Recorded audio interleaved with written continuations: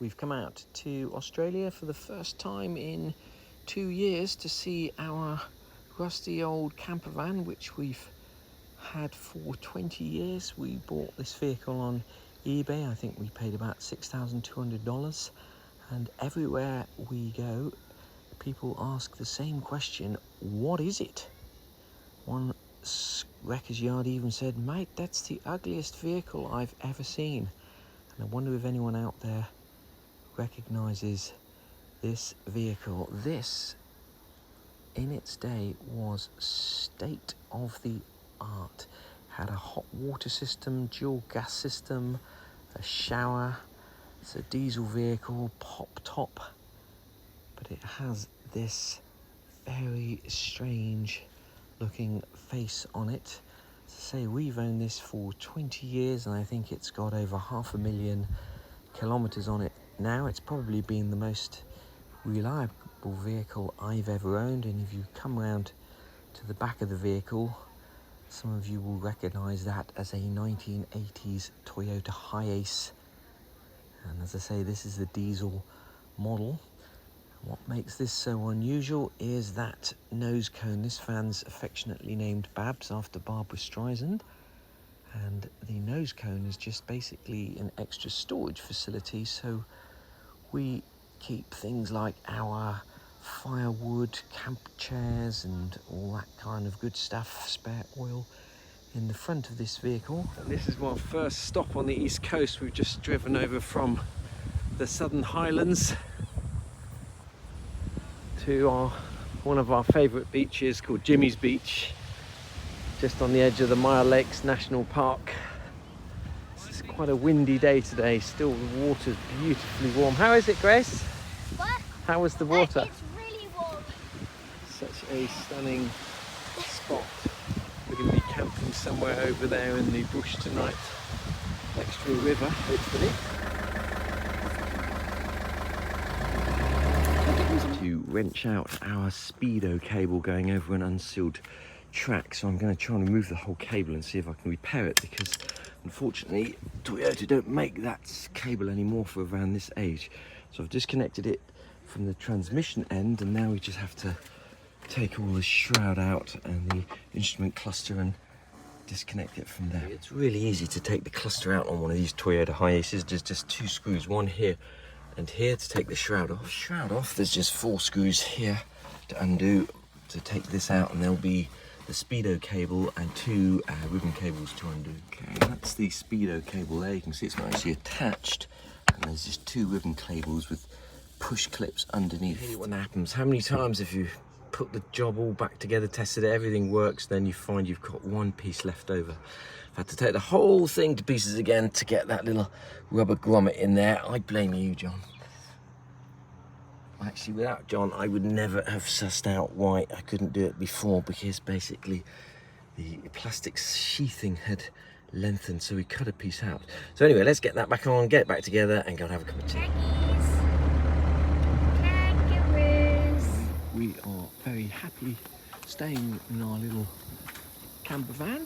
It's a very comfortable van to stay in, but yesterday I saw a message in the camp kitchen that somebody was having problems with their electrical system, which we helped them fix, and they upgraded us to a super duper cabin. So today I'm just going to go and sort their leisure battery out for them. Now, I've mentioned this before, and I'm sure I mentioned it many times before. These vans, and also Mercedes and cars like that, have 2 batteries. You've got your main starter battery here and the leisure battery here, and the leisure battery in our van was completely knackered, and the lovely people at Tyre Power in Southwest Rocks actually gave us a second-hand lead acid battery, which is fine for our purposes. That should obviously be a deep cycle AGM battery, but if you leave your van standing and you're using the lights or the pump or whatever you're running off your leisure battery, and you don't charge it, you leave it like that for any period of time, that battery will get ruined very quickly. And that's what's happened to our newfound friend in this caravan park, and her battery's actually started swelling, so we're going to get her a new battery and fit it for her. The other thing she doesn't have is a split charge relay, and what a split charge relay will avoid you doing is, once your leisure battery is worn out, if you don't have a split charge relay, you'll then start wearing out your starter battery as well if you're running lights and inverters and things like that. The solution to all of those problems is to invest in a state-of-the-art lithium setup. This is the EcoFlow River Max. It's about the same size as a leisure battery, and this will allow you to fast charge things like your iPhones or mobile phones, and also your laptops. You've got 12 volt output here, and what you can do is just take a lead from here and take this to all your 12 volt appliances in the van, so therefore get rid of that battery completely.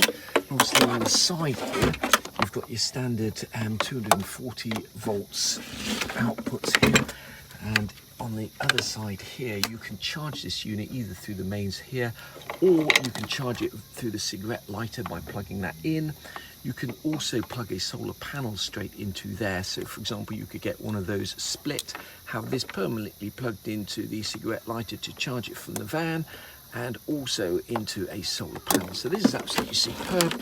And the unique selling point of this particular unit is it charges 80% in less than an hour, and the next 20% charges pretty quickly thereafter. So we paid about $1,000 for this, but absolutely superb for a small camper van.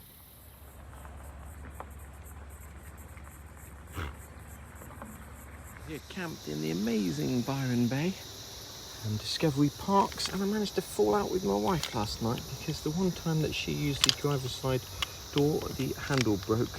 And of course it's purely coincidental that it happened to break when she was using it, but annoying nonetheless. We'll probably need to get another one of these from the wreckers yard, but I am going to try using a bit of epoxy glue to glue it. Those handles are dead easy to get off. You just need to unscrew the door handle here. There's two little plastic tabs that you have to take out to reveal those screws, and then you can just use a flat blade screwdriver to pop that card back a little bit, and then a spanner just to undo those two bolts. So we're going to try using some rapid set epoxy to see if that will glue it. Now the first time I tried gluing this, it was a complete failure, so I've tried again with super strength Arodite and just taped that up with a bit of electrical tape to put pressure on there. Left it 24 hours, so let's see how we get on this time. Just taking the opportunity to sand all of this back and prime it and paint it as well, because it gets a bit scratched. Now, to get this in is actually really tricky to do. You have to put it in at an angle. To make life easier, I'm going to whip out this lock mechanism here. Use a big flat blade to pop these clips. That'll let us get in there. This is the damp-proof membrane, which probably needs re-sticking down. Everything back together. Let's see if the door closes, and more importantly, let's see if it opens without snapping the handle. Whoops, that didn't sound good. Huh. There you go.